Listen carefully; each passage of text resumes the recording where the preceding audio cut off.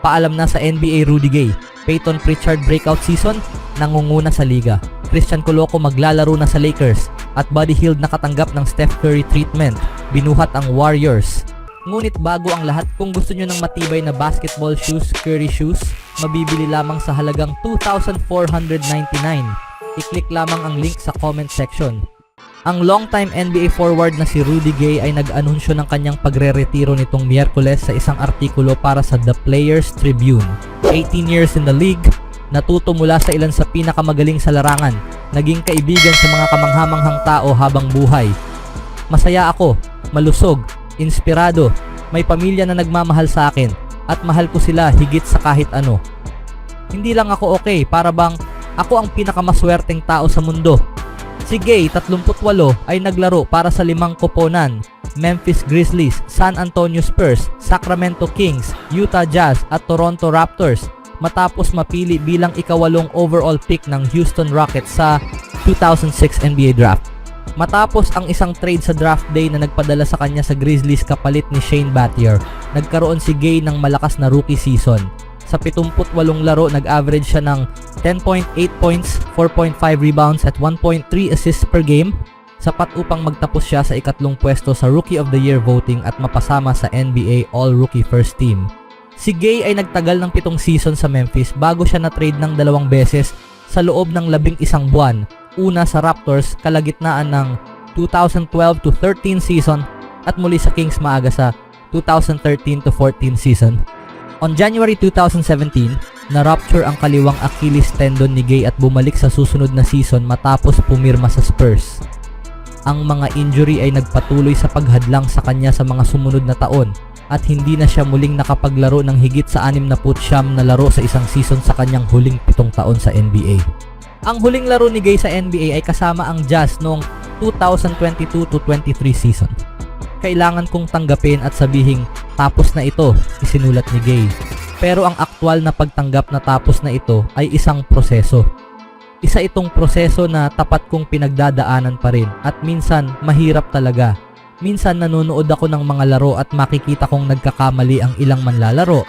Tapos ako pa rin ang lalaking sumisigaw sa TV na, "Mas magaling pa ako dyan, seryoso ba kayo?" Hindi magandang tingnan. Ako ay 38 taong gulang. Malayo ito sa mid-career ng profesional na buhay para sa karamihan ng tao. Kaya sa tingin ko marami pa akong trabahong haharapin. Sa ngayon, labis akong nagpapasalamat para sa lahat ng pagmamahal, karunungan at pagkakaibigan na naranasan ko sa mundo ng basketball.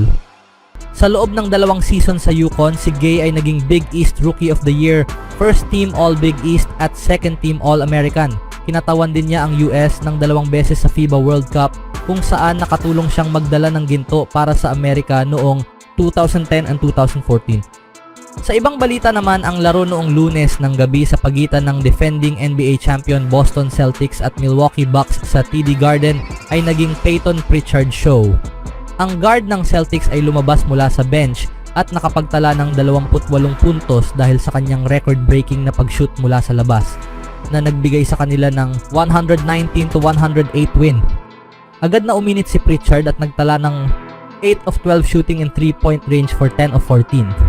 Nakapagpasok siya ng 5 3-pointers at nag-ambag ng 19 na puntos sa unang kalahati na tumulong sa Celtics na manatiling dikit sa Bucks na may kalamangan na 56-53 in halftime.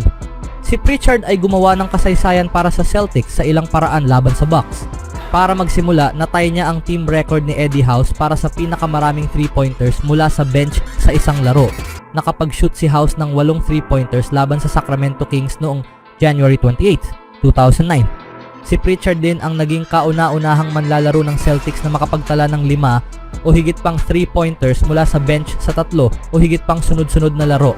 Matapos magtala ng 3 puntos lang sa panalo laban sa New York Knicks sa opening night, nag-ambag si Pritchard ng 15 puntos laban sa Washington Wizards, 19 laban sa Detroit Pistons, at ngayon 28 puntos kontra Bucks. Ang 26 na taong gulang na guard ay may average na 16 na puntos bawat laro at 50% shooting in 3-point range in just 4 games. Nangunguna siya sa liga na may 65 puntos mula sa bench papasok nitong Miyerkules. Mahaba pa ang season, Mayroon pang natitirang 78 laro sa schedule ng Celtics. Ngunit kung magpapatuloy si Pritchard sa ganitong antas ng regular, maaring maging kandidato siya para sa 6th Man of the Year award sa kalaunan ng season. Sa sumunod na balita naman, si center Christian Coloco na pinirmahan ng Lakers sa isang 2-way contract habang hindi pa siya cleared para maglaro, ay binigyan na ng pahintulot ng panel ng mga doktor na makabalik sa court para sa live action.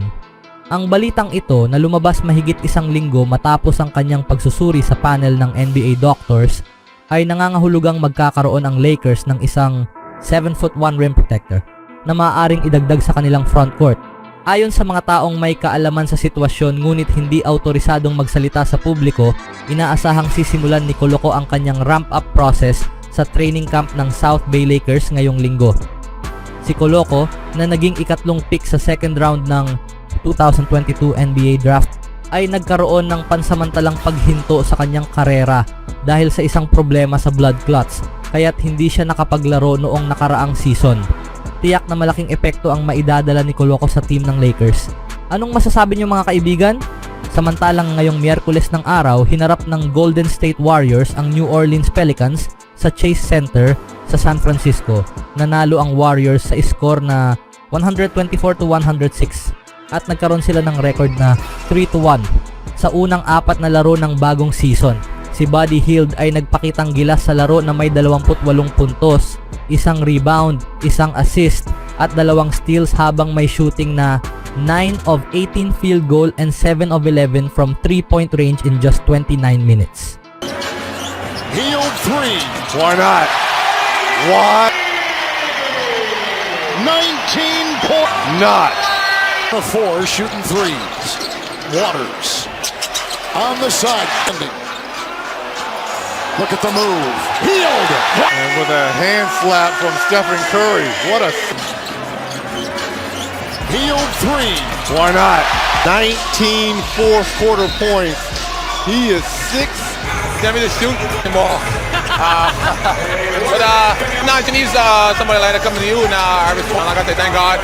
All the good. Maraming NBA fans ang nagbigay ng reaksyon sa malaking laro ni Hield at nakatanggap ng Steph Curry treatment. Dapat simulan ng mga ito na bantayan si Buddy Hield katulad ng pagbabantay nila kay Steph. O else, sabi ng Bleacher Report, Steph hype para kay Buddy Hield.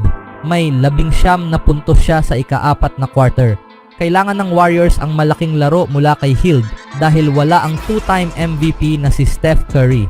Sa unang 4 niyang laro kasama ang Warriors, ang dating Oklahoma Star ay may average na 21.3 points, 4 rebounds, 2.5 assists at 1 steal per game habang may shooting percentage na 51.7% from the field and 55.6% from 3-point range. The only thing I know is to love what I'm doing. Never give up, never slow till I finally prove it. Never listen to the no's, I just wanna keep moving. Keep my head up when I act, head up that's a fact. Never looking back, I'ma keep myself on track.